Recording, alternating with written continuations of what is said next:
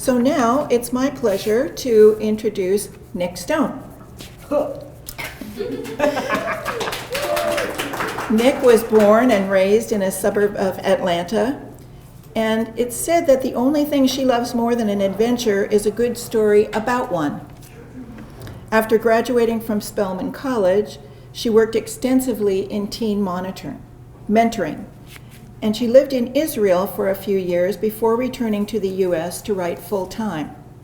I want to hear that story. Listen, we can go all night. Okay. Nic strives to bring the range of cultures, religions, and backgrounds that she grew up with into her work through diverse voices and stories. She's also the author, as you know, of Dear Martin, Odd One Out, and Clean Getaway. Tonight she'll be sharing her newest book, Jackpot, All Bets Are Off. We're very happy that she's in conversation with Kristen Sierra, the librarian all the way from Lincoln School in Tacoma. So thank you for coming, both of you, and let's welcome Nic and Kristen. Yay! Thank you, Nancy, and thank you to the University Bookstore for having us. And thank you, Nic, for inviting me. This is such an honor. Look, if I had known sooner, you would have been invited way sooner. Oh, this is such an honor. It's my first time. Good. I don't think it'll be the last. Truly. Well, thank you. Thanks for being my first. Hey. But I just wanted to say I met Nic at the Project Lit Summit in Nashville. And I just automatically loved her the second she opened her mouth. I was like, this woman is amazing. She's so funny and just connected so easily to the students, like the high school students. It was almost like you were one of them. And I just thought, I've got to introduce her to my students because they deserve to meet an author like her. And I'm just so thankful that it finally worked out. So I brought several of my faves here to meet you tonight, all the way from Tacoma. They really wanted to come Monday, but weren't able to, so we were able to make a trip up in our school van. Love it. So thank you, and welcome to everyone else here. So we came up with some questions to ask you, and then we'd really, really love to hear about Jackpot. So I didn't know if you preferred to talk about Jackpot first, or if you wanted me to go straight into the question. What are you feeling? Well, you're the conductor of this train. So then how about, because I know we're all curious about Jackpot, it just came out yesterday. So how about if you tell us a little bit about it and maybe even read a little part of it for us, give us a little taster tester? Yeah, sure. So Jackpot is a book that I wrote in 2015. So it's weird that it's like, oh, here's this thing you wrote 4 years ago when you were a totally different person. Evolution is so real. But yeah, so Jackpot follows a young lady she's like kind of a poor kid in an upper middle class neighborhood. She works to help her mom cover bills. And her job is at a convenience store / gas station. And there's a night that on her job, she sells a lottery ticket, a winning lottery ticket worth $106 million. And as a person who comes from dire straits, she is fully aware of how much that kind of money could be helpful to the winner. So when the winner doesn't come forward, she decides she is going to go and find this lady who she believes has the ticket, and she enlists the assistance of the only other person in the store when she sold the ticket who happens to be the richest boy in school. So it's really this like collision course between a person who has a whole lot and a person who really doesn't have very much at all. And you see through their interactions and through this kind of shared mission, what happens when the haves and the have-nots kind of collide, and like what happens when they have to work together to solve a problem. My favorite thing about this book is that I like playing around with my writing, playing around with form, specifically like with Dear Martin, there were prose, just chapters that were straight up prose. There were sections written purely in dialogue. There were letters. There were snippets from the news, etc. Odd One Out is a trilogy of novellas. And in this book, my gimmick, because honestly that's what it is, there are chapters in this book that are written from the perspective of inanimate objects. So I'm going to read one of those with zero context. Have fun with that, friends. So this is a word from Alexander Macklin's 1200 thread count Egyptian cotton sheets. We hate nights like these. Cold nights, dry nights, nights when our only physical contact is with one another. Yes, when we do have Alexander between us, we often wind up sweat-soaked and twisted beyond recognition. He tosses about more than a skiff caught in a hurricane on the open ocean. But that is better than this destitution. At least when he's here, he lives in this loneliness with us. His mother hasn't come in to check on our well-being since she handed us off to the maid to be ironed and snapped, pulled too tight over the mattress corners, and tucked painfully down into the frame of Alexander's mahogany monstrosity of a slave bed. We do wish she'd check on him more often. While being transported to the laundry once, we overheard her tell the maid that Alexander reminds her a bit too much of the son she lost before he was born. But that's no fault of our boys, is it? And if Alexander's fevered dreams of his father pushing him off cliffs, or locking him into cages, or chasing him down with chains are any indication, things aren't exactly hunky-dory in that parent-child relationship either. You didn't hear it from us, but he often dreams of freedom. Convertible drives through the mountains wearing shirts with strange words, Stanford, Notre Dame, etc. runs along open woodland trails at sunrise. As of late, there's a brown girl with large hair who makes a fairly frequent appearance at his side. Anyway, it's nights like these, the empty ones, when we want him to come home so we can wrap him up tight and never let him go. If nothing else, it would keep us from feeling this alone. He certainly doesn't like it. Why on earth would we?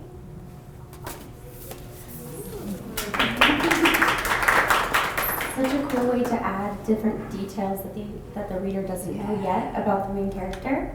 So we know that Rico's a thing, right? Mm-hmm. And then we know that he has nightmares, mm-hmm. and that he has a not so great relationship with Dad. With either parent. Through the threats in the sheets. Yeah, yeah. So what a cool way to tell the story. It was fun. It was fun writing those. One thing, I didn't write this down, but one thing I did want to ask you was a little bit about your craft. Like, you do experiment a lot, mm-hmm. with the points of view that you add. So is this is just like an epiphany that comes up, or is it just kind of in the writing process while you're crafting your a lot of it comes from the fact that I write for young people, and young people don't want to read boring things. Am I right? Yes, absolutely. Who wants to read boring books? I certainly do not. But when I was a high school junior, one of my favorite classes was broadcast journalism. And in broadcast journalism, we learned about this trick that is used in films and television shows, where the camera rarely holds one shot for longer than 3 seconds, because that's kind of the typical amount of time that we pay attention to a thing before we adjust to it. Mm-hmm. So when it comes to the way I use tricks in the books, the point is to just keep young people interested, especially in the age of like Instagram, right? Like, we are constantly scrolling and just inundated with stimuli. And I think that changing the form up and having these different little tricks keeps things interesting, I think. I mean, you guys tell me, they're for you. Do you like it? Yeah, and I think you're thinking like, I try to, as a school librarian, think like my high schoolers, like, what do they want? What do they need? Like, what appeals to them? So you're doing the same thing, or a business would do the same thing for their target audience. You would right? think. So, I mean, clearly school boards don't agree, because the same books have been on the curriculum since they were we're working in their mother's womb. Well, what's wonderful about school libraries is this is a place where you get to choose, like, where you get to be free with the books that you choose, right? So, yes. The more we can push Nic Stone's books and other authors who are doing amazing things, the better for students. Agreed. And they can read what they're forced to, and then they can read what they want to in their free time. Most of them are not reading what they're forced to. True. I certainly did not. So, speaking of your writing, We, as a book club, talked a lot about how your characters are just so real. It's almost like they're living. So they're very relatable to the teens in contemporary American urban settings. But you've also spent time living overseas, as we mentioned. So how do you think your experience abroad influences what you write? Honestly, if it weren't for my experiences abroad, I probably wouldn't be writing. My first time in another country, I went to Israel and I got to visit the city of Bethlehem. We think of the city of Bethlehem, even no matter what your religious background, I think it's kind of this like common knowledge thing that like this is supposedly where Jesus was born, right? So it is a city that exists in, I'll say, American consciousness pretty intensely, especially around Christmas.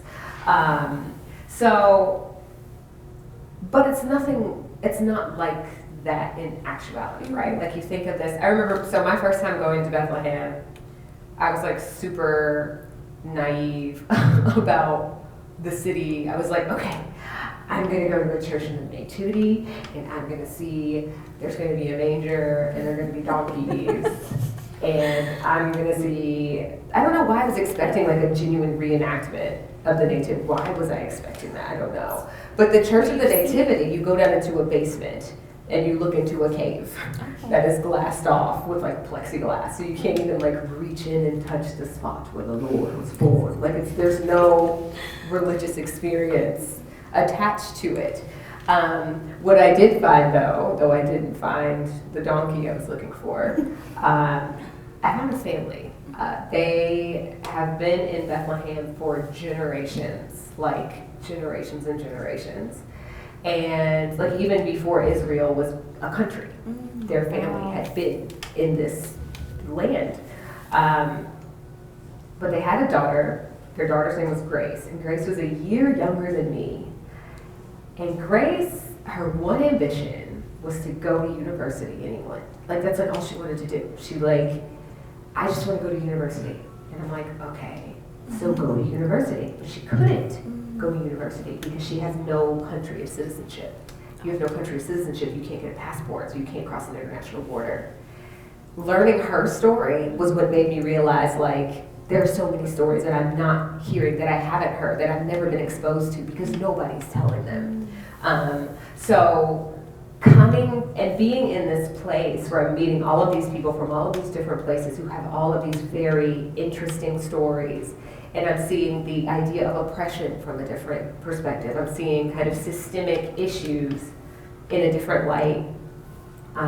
That is what fueled my desire to tell the stories that don't often get told. So, yeah, that's what you'll find in my books. These stories that, they're really the stories of everyday people, you know.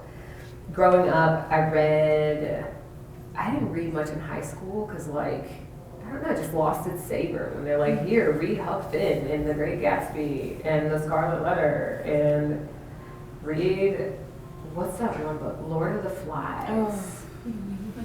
I'm like, these little boys need an ass whooping is really what's going on in this book. Like my mom would have lost her mind on these children.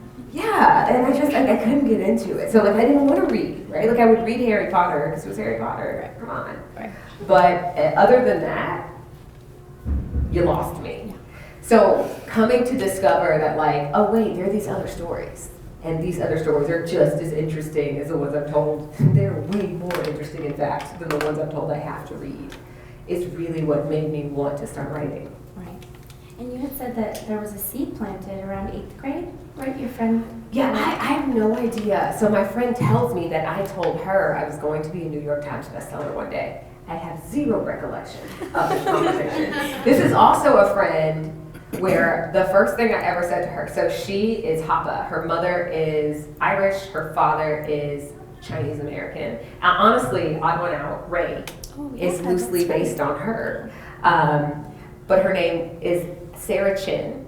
And the first time I met this young lady, she's gorgeous. She literally looks like Ray. Like she's like freckly, and she had brown hair with like a red streak. Like I really basically based this character off of Sarah.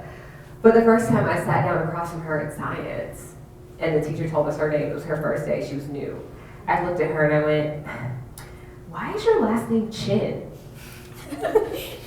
Please, let's microaggress the new girl. But she's the one that I told that to, that I was going to be a New York Times bestseller one day, and she's the one that reminded me I said it when I pulled it off. What is happening? Is Stone your birth name? Or No. is it- Okay. My man name is Bowie. It's very French. Okay. Yeah. So you're Asian. Huh? Or do you have, like, from France? No, it's Geechee. Oh. I'm like 75% slave and like 25% slave owner. Like there's nothing else going on. We have French roots. Probably French roots, somewhere. Yeah, some Why French didn't- slave owner gave his last name to, who knows? I don't know how these things work. You could do DNA test. I did. Oh, you did? I So that's how you did. found this That's out? how Oh, found- I see. That's how I found out 75-25 girlfriend, that's it. Wow. I can relate to the last name. I grew up with the last name Fraga. My dad is from Havana. That's amazing. I got made fun of a lot for that one. It's pretty in Spanish, but not so Haters much in gonna hate English. It man. sounds like frog. Haters be hated. But people ask me that all the time. Fraga, that's a weird last name. Yeah. It's Sierra now, so I like it a little bit better. Okay, so I know you have been really influential with several of our students, just helping them with their writing. Mhm. Justice, for example. I Justice love Ryan, her. isn't she awesome? So you guys know Justice, right? So you've spent a lot of time mentoring teens. Mhm. How does that experience shape the voices of your characters? Because as I mentioned, and as we all have seen, the voice of your characters are so real. It's like real dialogue that we hear all the time. Yeah. So how does that shape, does working with them help with Yeah, training? absolutely. I have like a consultation board, like Oh. that I will text when I'm like, "Yo, what do y'all say when you're talking about like an old beat up car?" Because y'all don't say hoopty. Like Oh, that's yeah. not a thing that you're saying. And beater apparently is not a thing that anybody's saying anymore either. Bucket is what I was told. Oh, okay. No, they told me, "Man, you up in your dad's bucket." I was like, I think I kind of like that one. So yeah, I am constantly interacting with young people, not only for the book's sake, but because like y'all are so much cooler than adults. Like adults can be so whack, and I have to constantly tell my adult friends like, get a life, stop.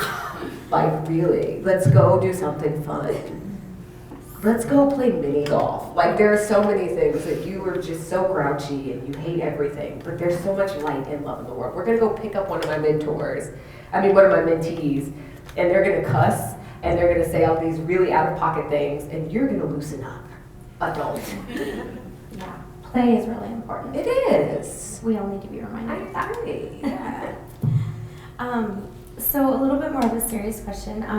Since your books openly deal with issues that America struggles with, race, sexuality, class, how do you practice self-care, especially after public appearances and while reading the news? Don't nobody read no news. I do not watch the news at all. Like I can't. Like my brain would begin to ooze out of all of my facial orifices. And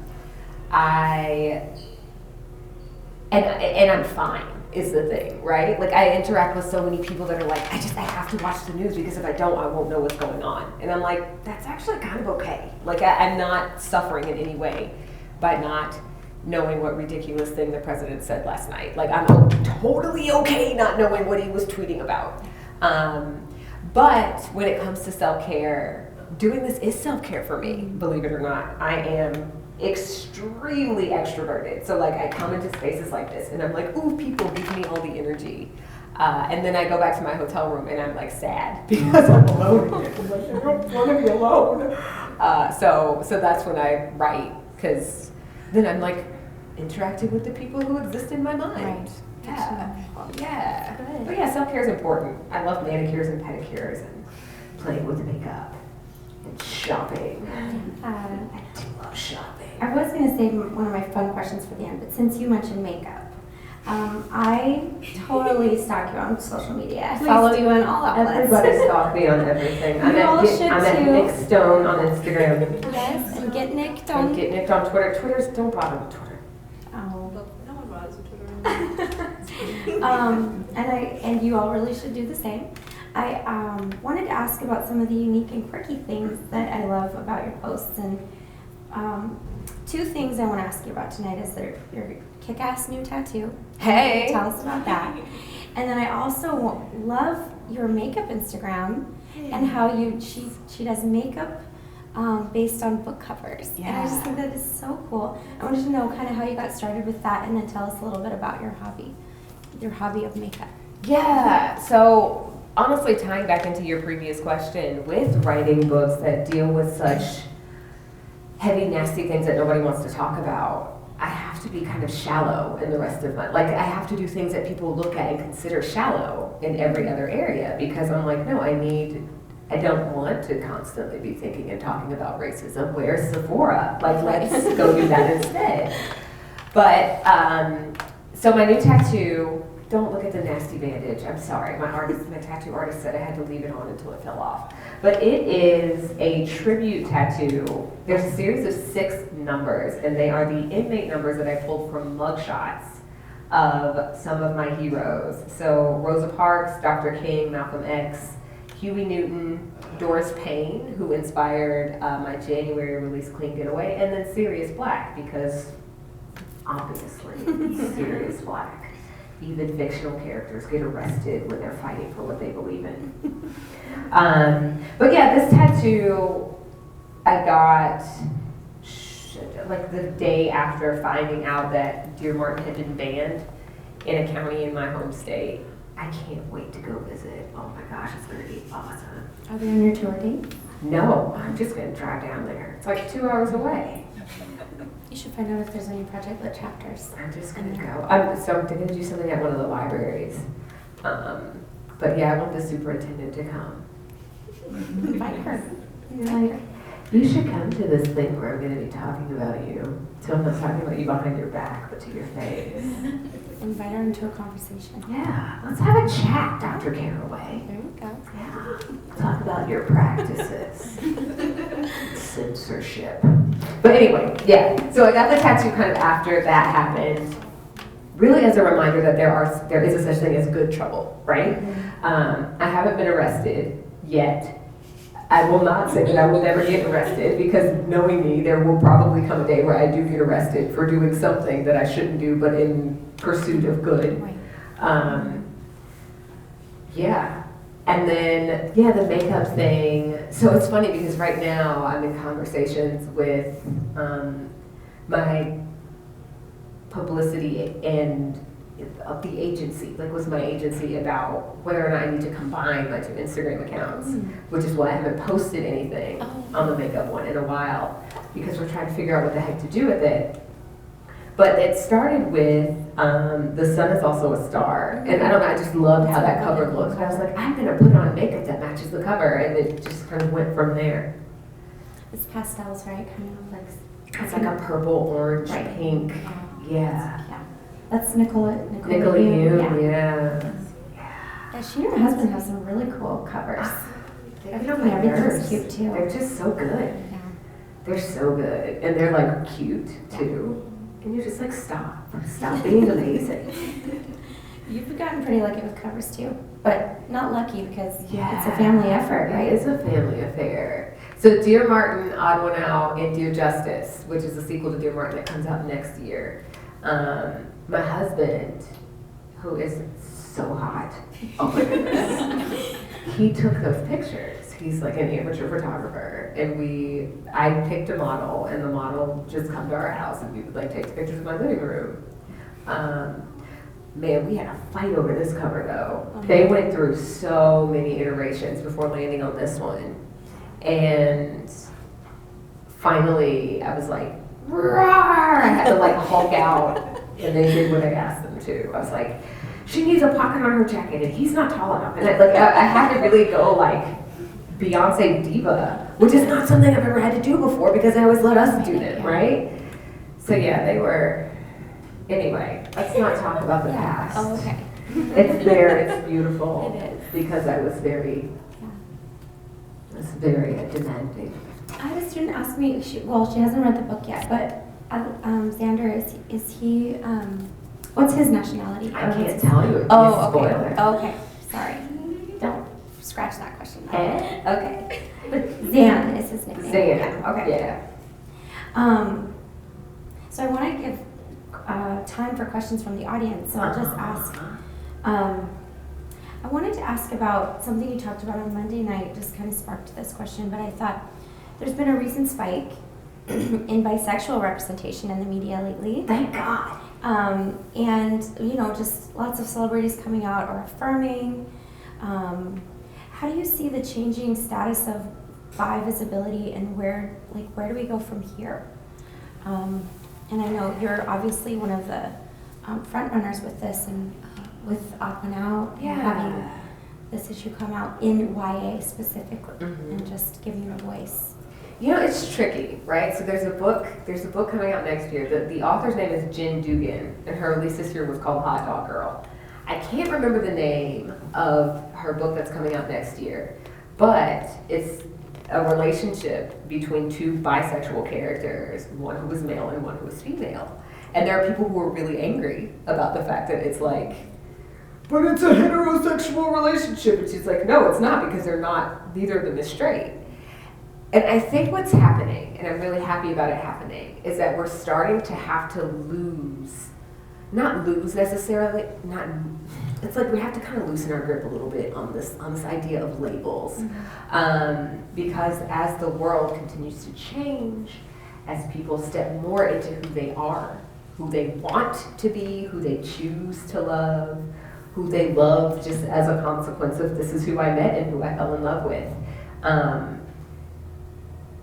We're gonna have to get to a point where I'm not pressuring you to do what I want you to do or to refer to yourself the way I want you to refer to yourself because it makes me comfortable. Right. And that's what I think these books that have more bi visibility, that's what I think they're helping to do. Something I'm really excited about. How many of you, so the Batwoman TV show just started. Yeah. Have any of you been watching it? Just started. In the last couple weeks, I think. Dying. So I wait just not at all patiently for Sunday every week because it is so good. So Batwoman is the first openly gay superhero with a TV show. And she is, she's hot, first of all. But also the relationship, the way that they are approaching the idea of romantic relationships is just, it's like nothing I've seen on TV before. The terms that they use, they're just very, they're just going for it. And I think it's so good. It's so, necessary. And I'm glad to see it happening. Yeah, I'm looking forward to, it's interesting though, right? Because Valkyrie, so it's been announced that Valkyrie will be looking for a queen. In the next Thor film, which I'm really excited about and would not at all mind auditioning for that role. I will 100% be Tessa Thompson's queen. Sign me up. But also I am wondering when they're going to have a male or a masculine presenting character who is openly gay in a mainstream superhero role. Because,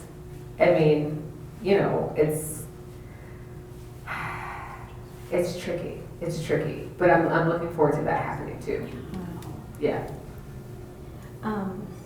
So Batwoman. You're writing Sherry. And when does that come out? May 5th. Okay, soon. Oh, I don't say that. So you haven't finished it yet? Oh no, the first one's done. Okay. I just don't want it to come out. Oh. It's terrifying. It's so scary. Who wants to be a writer? You're gonna love it. Where are the writers at? I know you do. You guys want to be writers? Any of you? I make a lot of money. Listen, it's a very worthwhile career path. I'm just saying, and I say this when I go into schools. I'm like, listen, this is a thing that has the potential to be very, like I literally get paid to make things up. Like there's no job that's cooler than that. But yeah, it's also really scary. So like when I have a book coming out, I kind of just want to like hide under the bed all day. I can't do that though because I have to go do events. But Clean Getaway comes out in 2.5 months, and then Shuri's in May, and Dear Justice is in July, and then the second Shuri is Dear Justice is in October, and then the second Shuri is in January, and then there's another book in April, and there's another book in July, and there's another book in October, and I'm just like, what am I doing? This is good. This is good. It's news. good, but it's terrifying. Yeah. Well, you've put yourself out there, and people have loved you. So. Love me, please love me. I'm sure that builds your confidence as a writer. No, doesn't it? it doesn't at all. But it's so subjective. No, I'm serious. So like it's such a subjective thing. Like everything that I write has the potential for people to hate it. Mm-hmm. Like I'm glad y'all like me, and hopefully that translates into like a very beautiful bias where you just like it because I wrote it. But just keeping it real. But there is always the possibility that like I write something and everybody's like, oh, we hate it. We don't like you anymore. Goodbye. Well, I just think, I'm going to push back on that a little bit and say, I just think that because you write so often from a teen perspective, and teenagers, specifically through Project Lit community, which is led by teens, they're going to keep behind you, not because of who you are. I mean, I think that's part of it, but also because your work it really resonates with them. And so they tell their friends, and then they vote for it, and then they add it to the list. And I don't think that it's just because it's you. I think because it's good. I'm serious. Like, if I was less brown, I'd be blushing right now. No, but it's the truth, and I wouldn't say it if it weren't. So again, I want to honor everybody here, and I'm sure everybody has questions for you, but I have one more that I felt was really important to ask, because I got to ask my fun one. Youth are leading the way on so many issues: gender and sexuality, climate change. You write for youth. What inspiration to you do you get from young people? Because with all the events you do and all the young people you meet, I know that's kind of an open question, but I just thought, are there instances that stand out to you, or just in general? Yeah, you know what I will say about you Gen Zers? Gen Z, right? That's what you are? I think so. I'm a millennial. We're not cool anymore. What I will say about this current generation of young person, so between like 6 and 18, I'll say, they are more compassionate than probably any generation that has come before them. I think about how much y'all actually care about other people. And like even down to like my son, I have a 7-year-old. My 3-year-old, he's not compassionate. He's kind of the worst. But he's also 3, so we're gonna let him rock for now. But my older son, he just hates the idea of anybody feeling bad about anything, right? He's like, Mommy, are you okay? I know Milo said that you were a bubby head, but it's okay. You're not a bubby head, Bobby. I think you're nice. Sounds like a You're so sweet, right? But even with the idea of like not wanting to compete and things like that. And I see the parents who are like, not everybody should get a participation trophy. And there's a part of me that goes, well, why not? This generation, they're fine with that. Like they're fine with like things being equal. They're fine with the idea of sharing with, we want everybody to have a shot. And it really does kind of go against some of our capitalistic American conditioning, but I think it's a really good thing. And so from young people, what I do learn is to not only stay hopeful, but also to stay open and like compassionate and to listen to other people and to want to know about other people's lives. Y'all are lit. Real lit. I love it. I would echo that.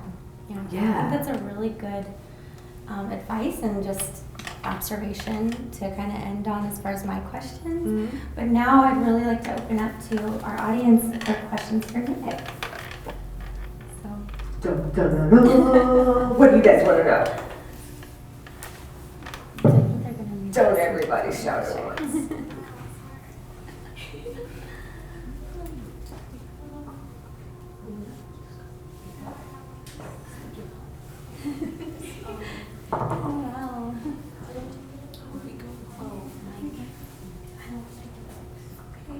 Let your voice be heard, gorgeous.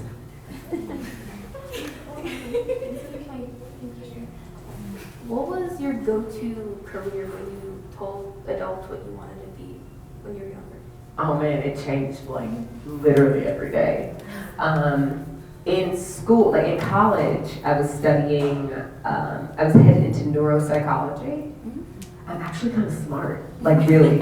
And I'm allowed to say that because I like make things up for a living. But yeah, I was headed into neuropsych and I wound up getting a literary agent shortly before I graduated from college, which just completely changed my trajectory. Like, I'm not going to grad school, why would I do that? I can write books for a living. But I did enjoy, I've always enjoyed math and science. And so I knew I was going to do something, I knew I was going to do something in that area. And so now I'm writing Shuri books where she's like the smartest person on earth. And I get to use math and science that I don't use in my daily life.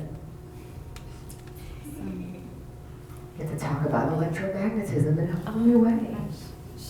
She's smarter than Stark. She's smarter than everyone. Than Stark, than Banner. I think the only person in the Marvel universe that I'm trying not to give things away, but Riri Williams, like Ironheart. Yeah. Yeah, she's pretty smart too. Since we're on the topic of characters, what's your favorite fictional character? Of all time, Yeah. Severus Snape. I have his Patronus tattooed on this arm. Very cool. He is Bay.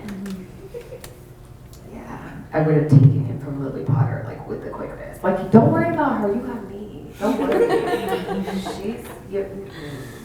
She's not worth your time. Come to a real witch. Muggle, but whatever. This is going downhill fast. Do you have like a specific place where you write your books? I do write in the same, when I'm home, I write in the same Starbucks. I've been writing in the same Starbucks since 2016. But I'm like never home anymore. So I write in my hotel room a lot. I write on airplanes. I actually love writing on airplanes because I'm disconnected from the world. It's not like I can pick up my phone and go on Twitter because I don't have any cell service when you're 30,000 feet in the air. So I write on airplanes a lot. But yeah, I will write anywhere that I have a free moment because when you have two small children and they want to be on you all the time, you just gotta get it done when you can.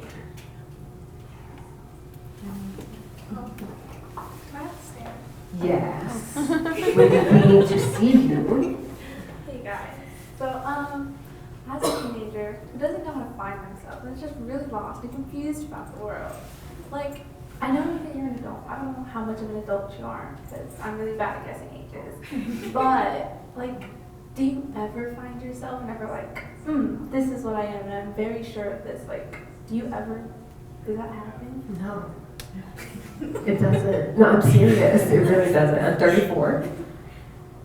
Yes, 34. And I recently went back to therapy because I was going through an identity crisis. It doesn't, you never find yourself. Get okay with constantly evolving because part of the reason you never you figure out who you are like kind of at your core. Like I know what I stand for. I know kind of what kind of personality I have. But every set of circumstances I face is going to shape me in some way. And that's actually kind of cool if you think about it. Like I feel like now that I have accepted that I will never stop evolving, the pressure is off to like reach that pinnacle where I'm like, this is Nick. No. Enjoy the ride. Great question. That was a great question. Your hair is also very cool. Yeah. Yes. You got the cool hair. That's who you are.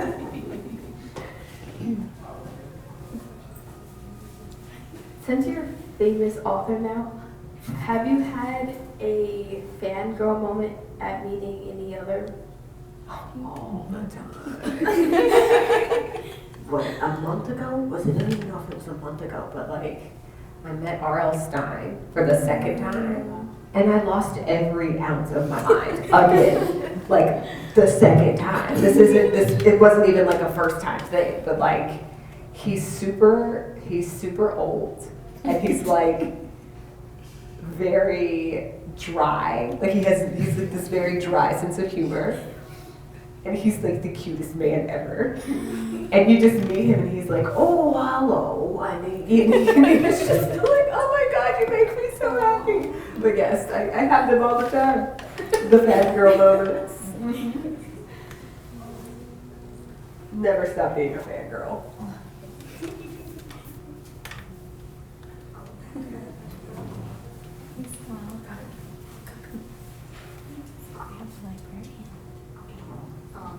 I just have a comment.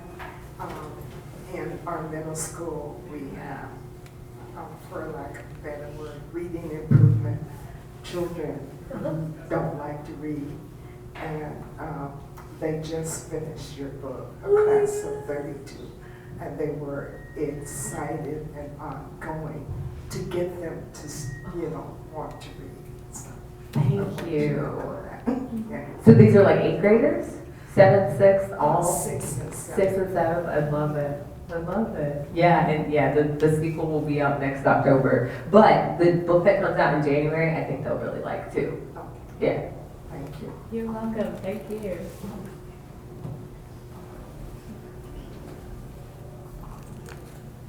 Okay, so I have 2 questions. Not very similar, but 2 questions. First one, so I know because now you write books and you travel everywhere to meet the people who read your books. What's kind of like the coolest travel story, I guess? Like, who did you meet or something? Like, where did you travel that you just can't forget? So the coolest travel story I have actually involved he was an 8th grader at the time. His name was Jabari. So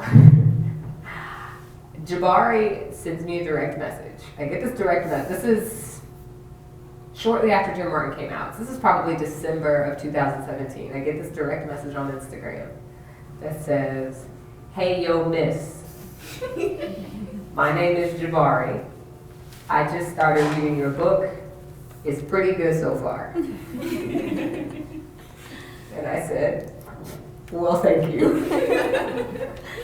Let me know what you think when you finish. Like 12 or so hours go by, and I get another one. Yo, miss, I finished your book. It was amazing. I've never finished a book before. This is officially my favorite book. To which I wanted to be like, of course it is. This is the only book you've ever finished. But I didn't say that. I let the man have his moment. So I said, thank you so much. I'm glad you loved it. He said, can you come to my school? So that sets off this whole thing where I'm like, oh, of course. Like, I can't say, I'm not going to tell you, no, you're 14 and you just finished this first book of your whole life. And I said, okay, I will come to your school. But if I come to your school, you have to interview me in front of your peers. And he said, okay, I can get with that. Wow. So I fly to Indianapolis. Oh my gosh. I took my best friend with me. So we go to Indianapolis, we rent a car, we drive to the middle school, and we are greeted at the door by this utterly adorable young man who is wearing jeans. He's got on like a really nice belt. He's wearing his Air Jordans, a short sleeve button down t-shirt, and a bow tie. And I was like done. I was like, I just should leave now because I can't handle this. And as he interviewed me, I just watched this kid bloom. And just seeing him take ownership of this thing that he set in motion has by far been my favorite travel experience. Like, I would go back to that school just to be like, what you doing, Jabari? And he's adorable. Yeah. That actually answered both my questions. Oh, I did? Yeah. What was the other one? It was, I didn't realize, but it was kind of both the questions were even though I said they weren't similar, but they were similar. It was like travel story and like your best interaction with a student. There it or is. whoever reads it. Rolled it into one.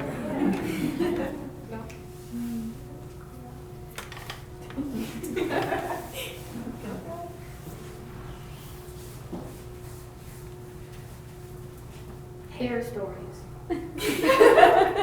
Yo, I got one for you on Saturday. So I have a book due at the end of the month. And I said to myself, okay, I'm going on this 2-week tour. I'm not trying to mess with no hair. I have a lot of hair. If you follow me on Instagram, yes, you feel me, I know you do. If you follow me on Instagram, my hair is very, very long and very, very thick. So I said, we're not doing all that. I'm gonna get it braided. I'm thinking to myself, I'm gonna sit at the braider with my computer open and work. No. No. I was too busy like crying. 2 braiders, 8 hours. I'm cute though, it's fine. Looks great. I need to do it more often because man, has it been a relief to just wake up, shake up, and head on out. Yeah. But yes, hair's a lot. It's a lot. You have to manage time for it and everything. Why do we do this? Maybe I should just lock. Like I've been thinking about locking mine because then it's like this all the time, and I don't have to sit for 9,000 hours. Yeah, 8 hours. It's a whole work day. It is a work day. I literally lost a work day getting my hair done. That is dedication. But you weren't able to get any work done? No, because they would start, and I'd be like, oh, Oh, gosh. twitch. This hurts. Yeah. That was a good one, though. Thank you. So, I don't mean to like dive off the deep end here. Please dive off the deep end. Okay, Do not have to so- apologize. Okay, I just finished Your Martin today, Mhm. and while I was reading it, because I had to stop like earlier this week because I was getting too mad. I was like, I was getting heated. I had to put the book down and go somewhere. But like, okay, so like in the book, like Martin's dealing with like how not Martin, Justice doing like how was like Martin. Oh, I don't want to spoil. You won't No, spoil it's not it. spoiling. You won't Okay, spoil okay, it. okay. So like he was dealing with like, oh, like I don't want to be angry black guy, but also I don't want to just be docile little Mhm. dude who just lets everything like skirt by. So like in life, because honestly I don't know how to do it. Like how do you like balance like not being that like constantly angry person who's like, oh, like you did this is messed up. Like how do you walk that line of like being angry at everything and like also not letting people walk all over you and like disrespect things like very blatantly in like Mhm. everyday life? I don't believe in balance. And I mean that. I don't think that line exists. I refuse to allow that line to exist. I am angry about a lot of things, but I'm also happy about a lot of things. And I think that it's important to find your happies, but don't stomp out your anger. Don't invalidate your anger about things that are justifiably anger-inducing, right? If there is someone who's so this is the way I tend to handle. There are times when I just pop off, like I'm mad. Deal with it. I don't care about fulfilling stereotype about being an angry black woman. I am an angry black woman sometimes. You'll be okay. I'm not going to hit you. I'm not going to harm you. But you can deal with me like telling you off a little bit. So I do like to ask questions though. When someone is being ridiculous or they are saying things that are out of pocket, poking holes in their logic with questions, they may not respond well in the moment, but you are making an impact. So what I would say to all of you is that your emotions are important. Here, I'm going to tell you what my therapist tells me. Your emotions are important. They are always trying to teach or show you something. Figure out what that thing is.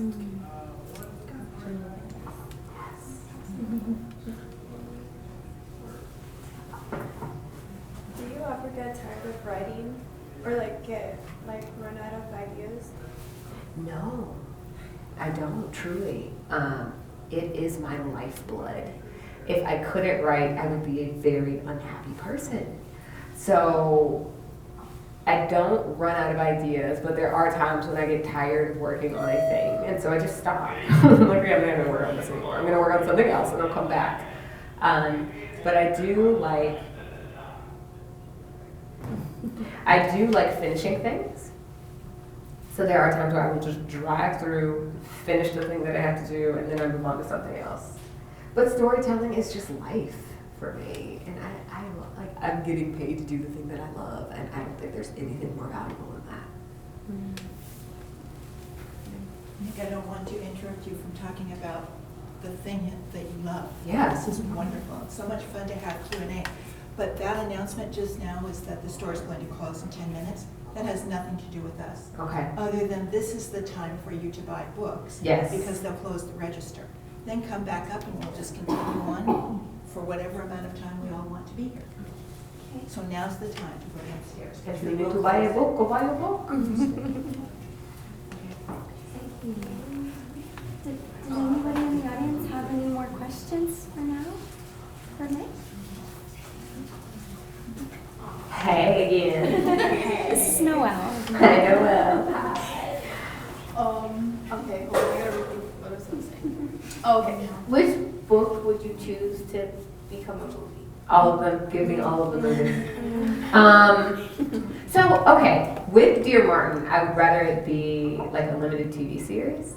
I honestly, at this point, prefer TV series to movies because it's like 10 hours worth of material versus 90 minutes. Like you're trying to get me to condense this thing that I worked on for like a year and a half to 90 minutes. Get out of here.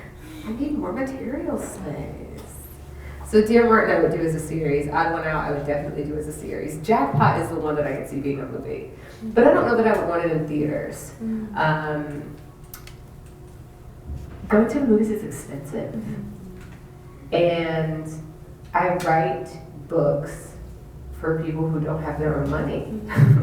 So it'd be much better, I think, to do a movie that goes to Netflix or that is on Amazon or Hulu or whatever. I just want you guys to actually be able to watch it without like having to come up with $20. Can you even? It's expensive. When I was in high school, it was like $5 to go to the movies, and it was not that long ago. Okay, fine, it was 18 years ago, but still. And like popcorn is like $10. What is that? I don't even understand. Why are you charging me $9 for a 32-ounce cup? I can't. Sorry. Agreed. I am frustrated by the American movie system. Why does it cost so much? Angie started a production company.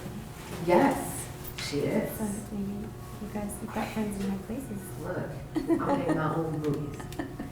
So when you started writing, how long did it take for you to become famous? Am I famous? I don't know. Yes. I don't believe it. Yes. Yeah, absolutely. I have no idea. None whatsoever. Dear Martin came out in 2017. So I guess not in 2 years. I don't feel famous. Which is probably good because I think I like wouldn't write anymore. It seems like a lot of pressure. Yeah, right? Does Angie talk about that?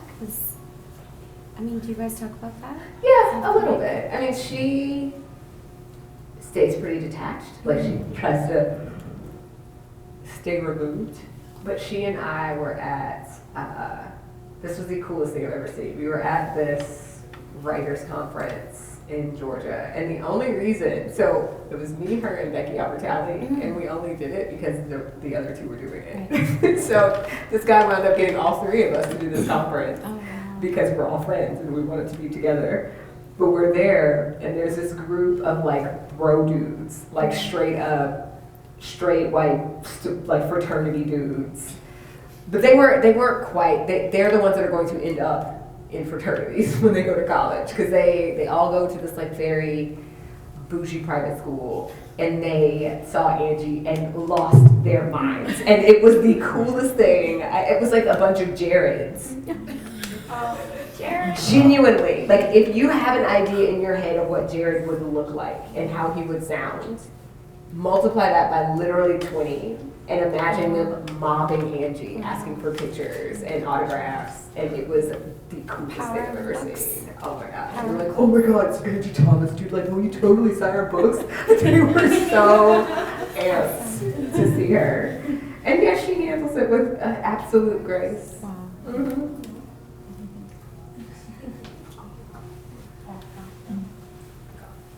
She speaks.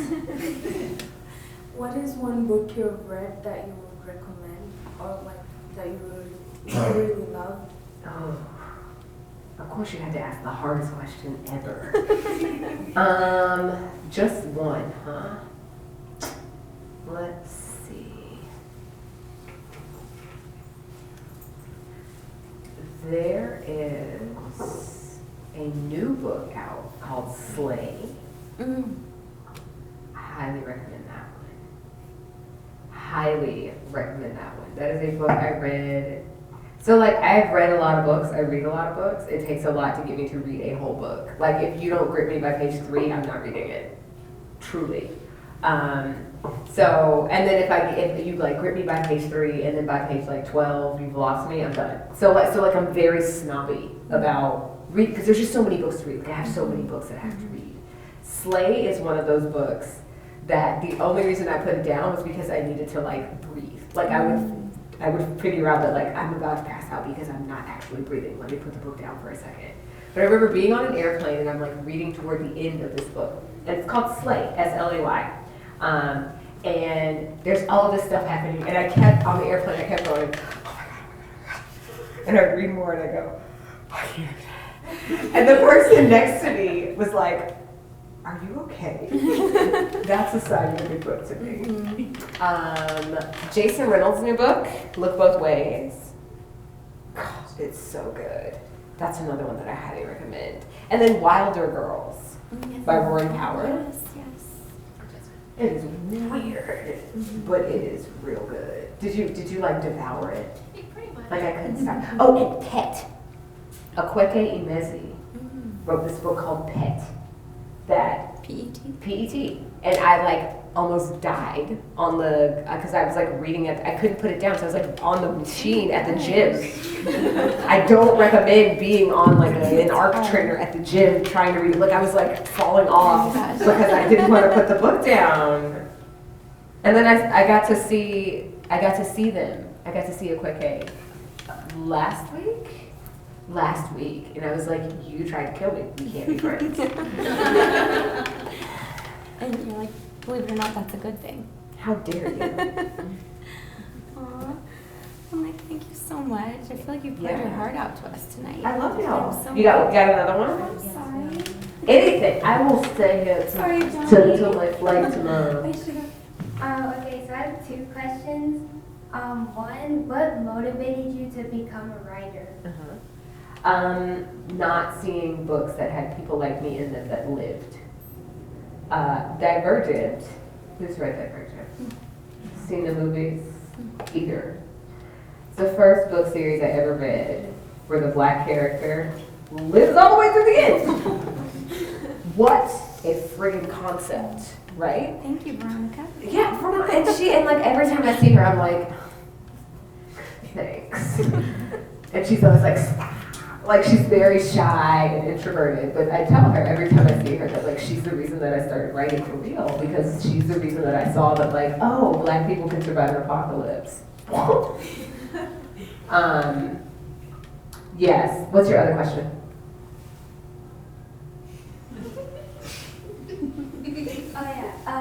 What advice would you give someone who wants to become a writer? The first piece of advice I would give is write. I interact with a lot of young wannabe writers who are too afraid to start writing because they are perfectionists and they want to get it right. And I'm like, there is still getting it R-I-G-H-T, but you can get it W-R-I-T-E by just sitting down and doing it.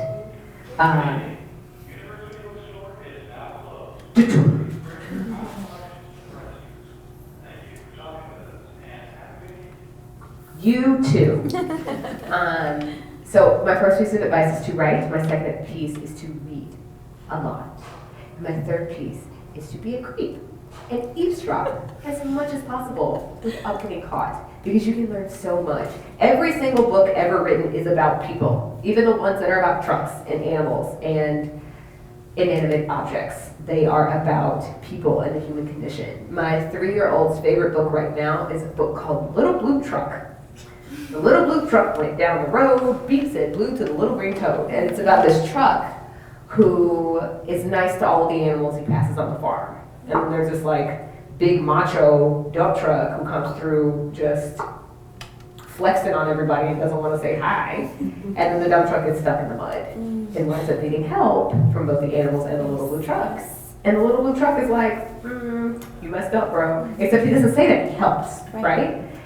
That's a book about people. That's a book about how we need to be like with each other, right? So when I am in Starbucks working, sometimes I'm not actually working. I'm looking like I'm working, but I'm listening to the conversation going on at the table next to me, because there's so much you can learn about how people interact, what makes us tick, what makes us mad. One of my favorite conversations I ever overheard were these two ladies. One of them runs a Jewish nonprofit organization, and they're getting together to have a meeting about budget. And then out of nowhere, y'all, the one who runs the organization is like, oh, by the way, I got divorced a couple of months ago. And the whole conversation just took a turn. And I'm like sitting there on my computer listening, because I was like, okay, this just got good. Oh my God. This just got real good. Like, girl, what did he do? Like, what is going on? I want to know. I need to know. It's the best. So yes, eavesdrop a lot. Read, write, and creep. Read, write, and creep. Just don't be a creep that like gets caught creeping, because that's just not fun. Put the earbuds in, but don't put the music on. Exactly. That's exactly what to do. Hi again. Hey.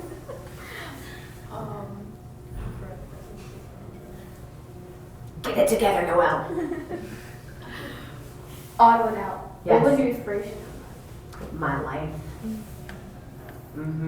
Agwana is the book that I needed in high school when I was questioning and like wanted to make out with every girl in sight, but had no idea how to deal with that. There was no kind of support system if you were an LGBTQ teen in like the late 90s and early 2000s in Georgia. So I wrote the book that I needed because I have a hunch that there are people who could use it now. Yes. Totally. Thank you. So I'm looking into possibly going into art in that field. You better. But I was wondering if there's someone that you go to for like your cover of the books and stuff like that. Yeah. So I have a designer, so the publishing house. I have like a designated designer at the publishing house that does my covers. My husband will take the pictures, and she will do like, putting the police car inside the body and those kinds of things, and deciding what fonts go on the cover. So this one, an artist drew it, and then the designer did all of the like lettering and the positioning, etc. So traditionally, with traditional publishing, the author has very little control over their cover.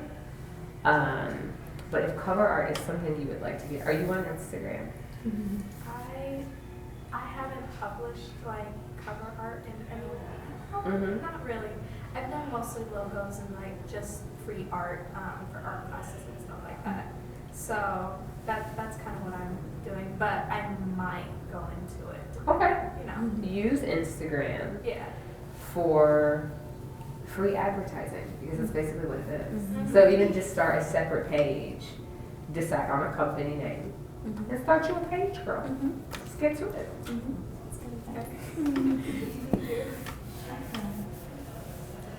Any grown-ups have any questions before I start signing books? Theirs are too good. Yeah. That's it. No questions. I love it.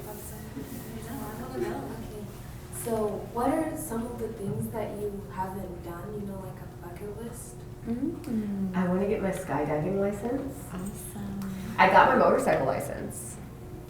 Wow. You have a motorcycle? Not yet. I've been terrified to buy one. But my husband wants one, so I'll probably get him one for Christmas. Because we got them together, like we got our licenses together. We did like a date. Like we like doing really ridiculous things for dates. I'm like, hey, let's go on a weekend date and get our motorcycle licenses.